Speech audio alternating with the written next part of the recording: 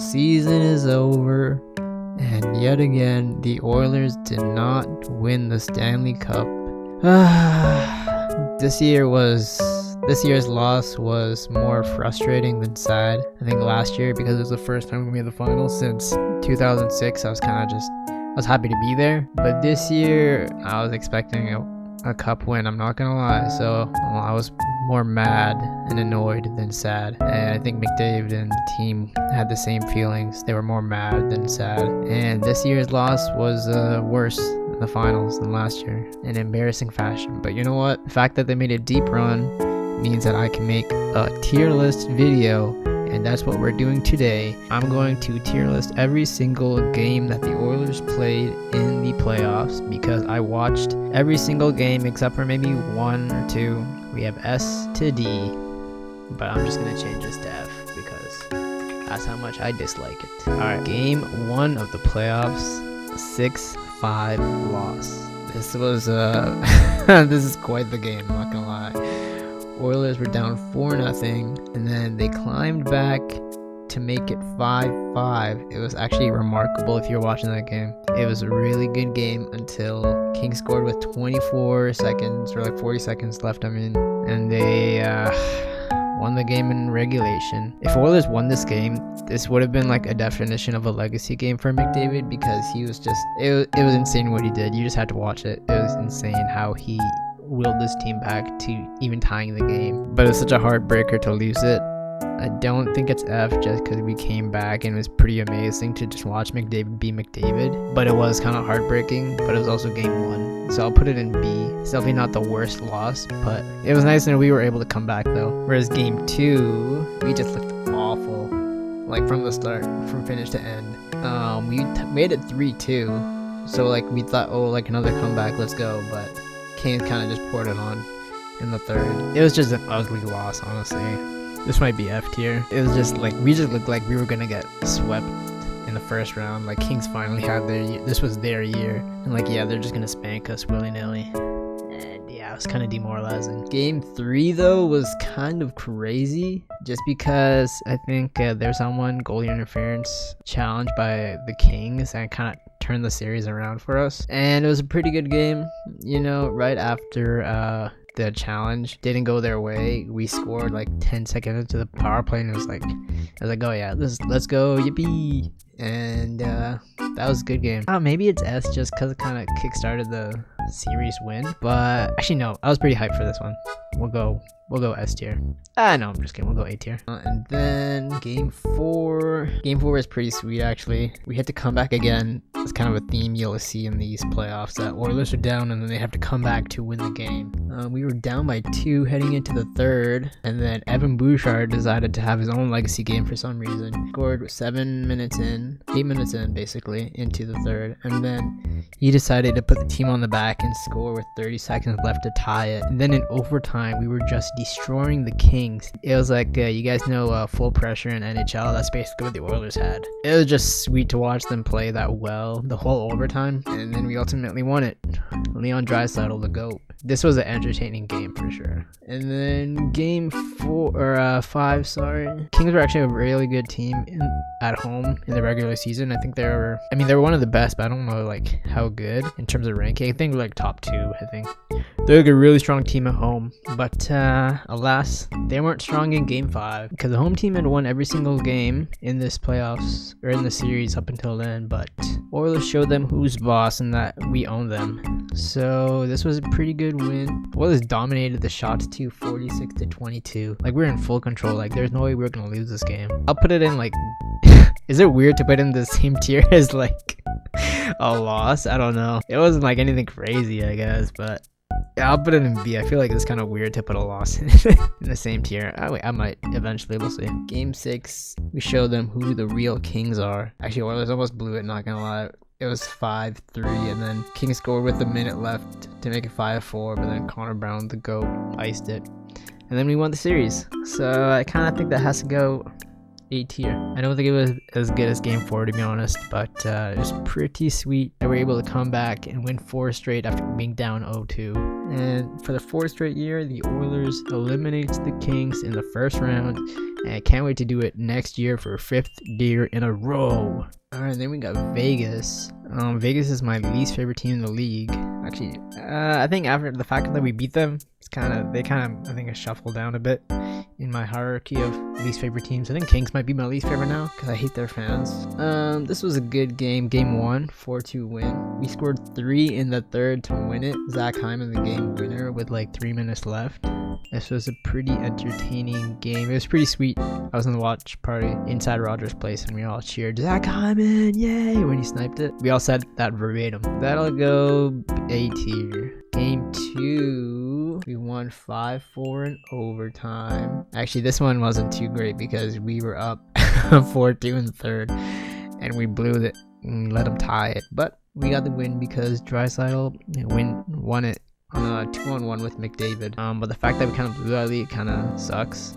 I'll put it in B tier. I know it's kind of weird to put a loss in the same tier as a win, but like it's like one of the better losses, even though we lost. You know, I'm just gonna stop talking here. The fact we won it was great, but blowing that lead, a 2-goal lead in the 3rd, is not ideal. And then the only loss in this series, this is kind of heartbreaking. We were pretty good. We were playing pretty well. Actually, we didn't play that well. We only had 20 shots. We tied it with like 3 minutes left. McDavid tied it. I didn't think we were actually gonna tie it even. I thought we would just lose that one, like 3-2. But McDavid just threw it on net and he scored. We kind of got lucky. I had a feeling we were gonna lose, and then he scored. Like, yeah, we can win. And then Riley Smith said, "Hold my beer." I was like, okay, and then I drank it, and I was like, haha, no beer for you. But it didn't matter because he scored the game winner with 0.3 seconds left, or 0.4, sorry. I was like, there's no way that went in. There's no way this just happened. I was in such disbelief. I think walking from the watch party to my car, like a 5-minute walk, I was like, there's no way that just happened the whole time. I was so mad at Skinner that like he went out of his net so far to like give Riley Smith the gap to shoot it in the net. But looking back, I guess he could have like, he's just challenging the shooter, so you take away the angle, which kind of makes sense. But it's also Skinner. It's like, I think if any other goalie was challenging the shooter in that scenario, they would have stopped it. I mean, it also went off of Draisaitl, who was standing in front of the net, and the shot would have missed had he not been standing there. But obviously, as like a skater, you're trying to get in front of that and just clear the puck out of the way. So it's like equally their faults, but I blame more Skinner, at least in the moment I did. But I'm talking a lot about this game. That's a C tier, because it's not like a beating. It's just like a tough way to end the game. Whereas game 4, Skinner was like, okay, how about we just don't let in any goals? That's probably the best way to play goalie. And you know what? I agree with him. Letting in no goals is a pretty excellent way to win a game, and that's what he did. Adam Henrique, for some reason, had 2 goals, and in the first period for some reason. This was a good game.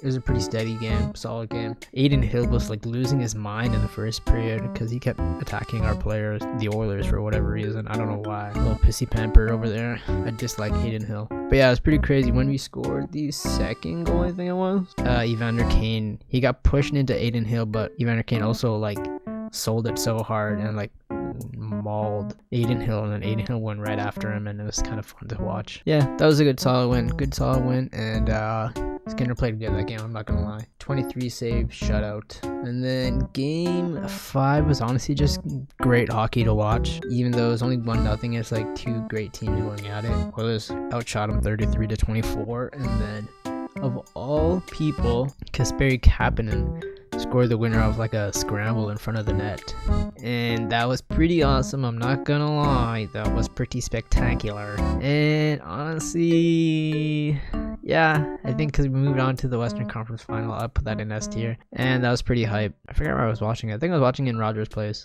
At first, because there was such like a mad scramble and there's people everywhere, I didn't know it went in right away. And it took me like It took me like 8 seconds to realize what just happened and that they're all celebrating, and then like, oh my gosh, we scored, yay. I was like, I was in my back of my head, I was like, oh my gosh, this is gonna count. Let's not celebrate too hard, but it counted. And then I celebrated really hard, and that was round 2 versus Vegas. So we got our revenge, and we move on to play Dallas in the 3rd round. And game 1 was kind of crazy. Oilers were like, let's be the worst third period team in hockey, and let's also just take a bunch of penalties and concede a bunch of power play goals. And they're like, yeah, that's a recipe for success. And honestly, I cooked that recipe before. It tastes awful. So Oilers had like a 3-1 lead going into the 3rd.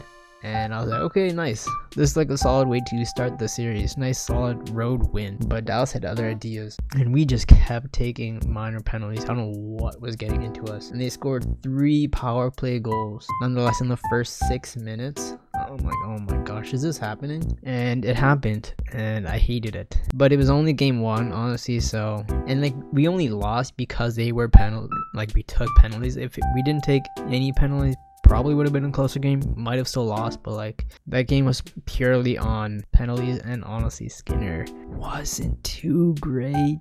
Like, if you just take away the penalties, then like, this is a much closer game. But game 2 was pretty awesome. Skinner played great. 25 save shutout, and Brett Kulak scored a goal, and that was a good game. I don't remember too well, but that was a solid road win, and we needed that so bad. We could not go back to Edmonton down 2-0, even though we came back versus LA. This is not the Kings, these are the Stars. We won 6-1 in game 3, and this was a pretty awesome game, if I do say so myself. Skinner played great, 33 saves on 34 shots. Honestly, just a solid win, and I can't complain. And then we won game 4 4-1 to take a 3-1 series lead. The only bad thing is Zach Hyman left the first period with an injury because stupid Mason Marchman was jealous of him, and like, he's like, let me just break your wrist as I skate by you.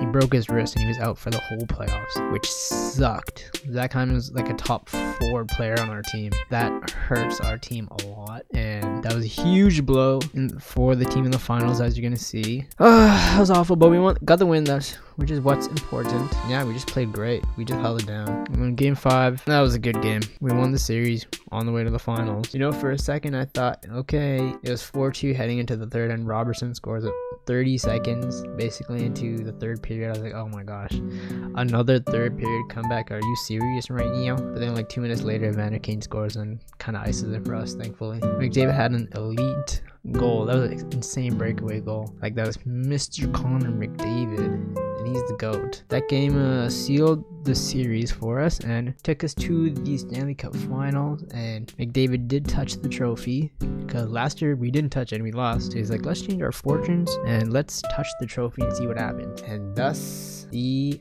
finals, as you can see, did not go our way. But let's rank these games. Game 1, I think this is some like the best hockey I've ever watched, not gonna lie, this game. And the fact that the Oilers won makes it even better. This is probably one of the best games of like hockey I've just ever watched in my life. And I think a lot of people agree, even like neutral hockey fans that aren't fans of either team. They'll be like, yeah, this is an amazing game of hockey. Like, let's do this again. I was like, yeah, heck yeah, let's do it. And it ends with Draisaitl scoring the game-winning goal in overtime. That's his 3rd overtime winner, I think. And on the power play, and the feed from Perry to McDavid to Draisaitl was just chef's kiss. I just can't say enough good things about this game. It's just pure beautiful art. And this is like pure beautiful fart. Actually, this was a decent game. I can't complain. I mean, it can because we lost, but it was in double overtime. Like, someone's bound to score once you get to double overtime. Corey Perry did tie with 18 seconds, which was pretty sweet. I remember the clock was winding down, and I was like, okay, like a split against the reigning cup champs, 1-1 heading into game 3. Like, that's not too bad. Like, you'll take it, right? Most teams will take a split, and plus, nice to go up 2-0, but you know. And then Corey Perry's like, how about we just go to overtime? And he scored. I was like, yeah, let's go. and he scored, and then it went to double overtime, and then the worst person in history, Brad Marchand, scored, and sucked. I think it was like off a turnover or something like that, and I think it was Bouchard. It was out of position, so he wasn't there to like prevent the breakaway, something like that.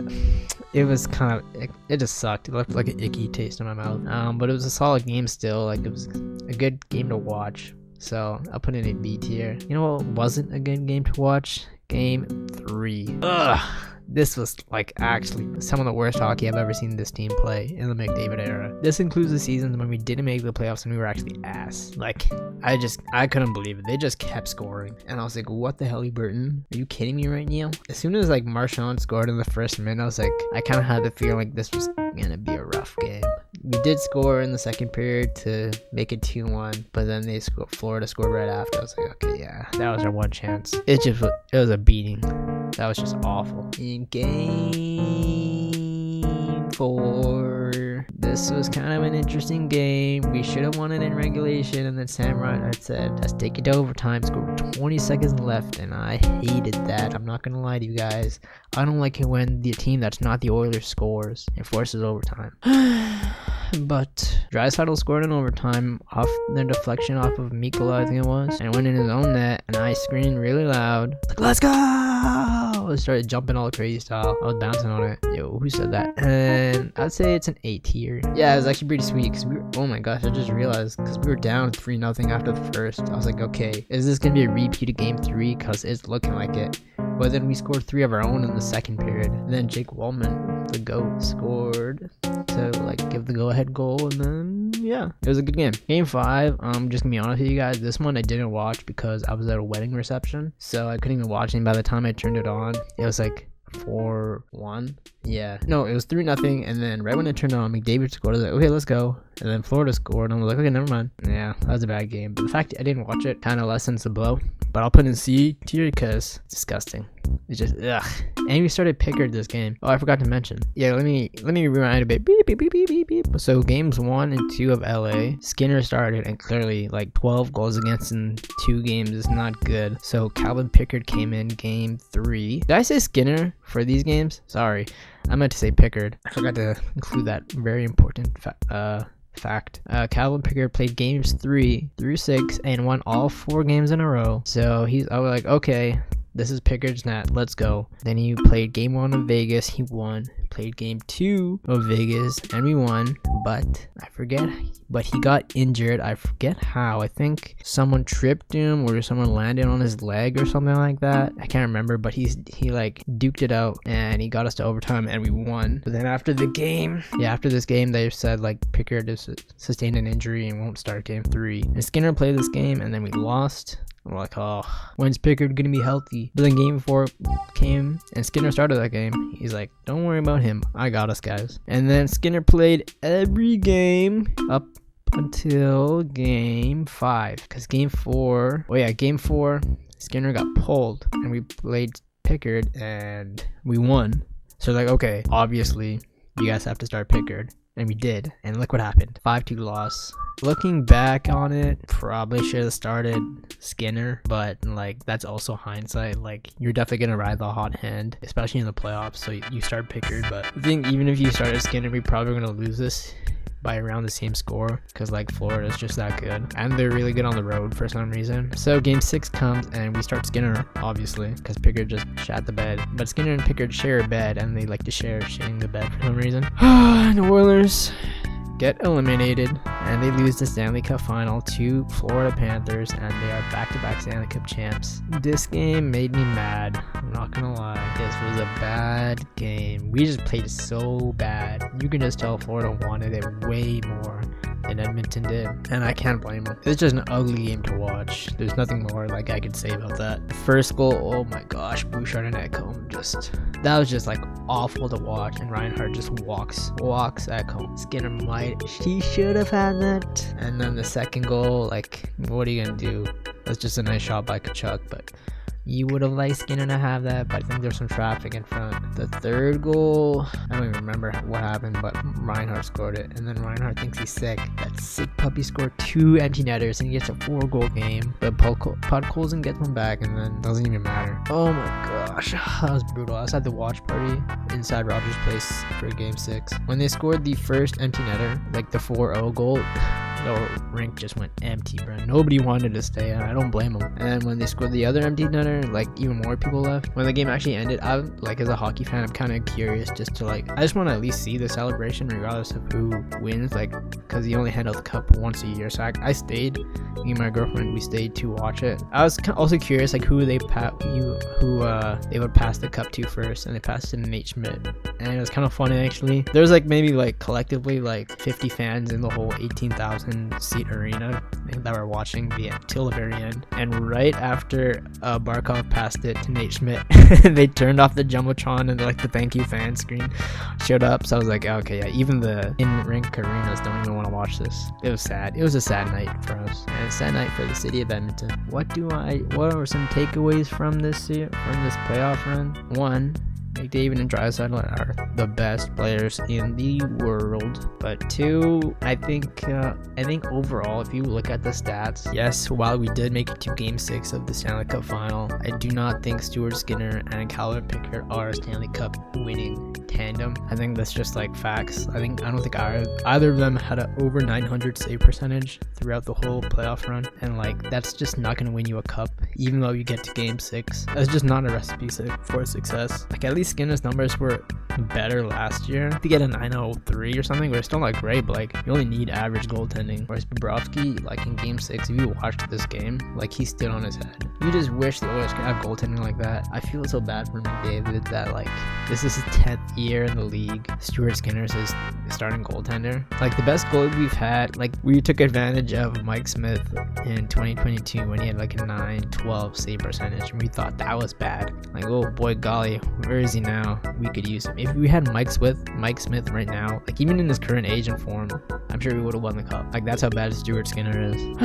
Let another year slip away. I'm hoping we get a new goalie next year, at least someone who can share the net with Skinner, and Skinner is not the sole starter, because I don't think he's the guy. It's been like 3 playoff runs in a row now. Like, yes, he's young, but he's like still developing, you could say, but like it's not looking good for his development to be this trash every year. And yes, I know there are diehard Skinner lovers and like defenders, and I'm not saying he can't have good games. Like, yes, he had 3 shutouts this playoff run, but he also had like below 900 save percentage. Like, it kind of shows that you can have the best 2 players in the league, McDavid and Draisaitl. If your goalie can't bail you out here and there, like, then you're not gonna win. But Bobrovsky was that guy for Florida, and that's why they're back-to-back cup champs. So it kind of hurts, but you know, it's been a few days since they won the cup, and I'm kind of getting over it now. It's kind of water under the bridge, but it just sucks. This is supposed to be McDavid's year, and yeah, I just hope he resigns and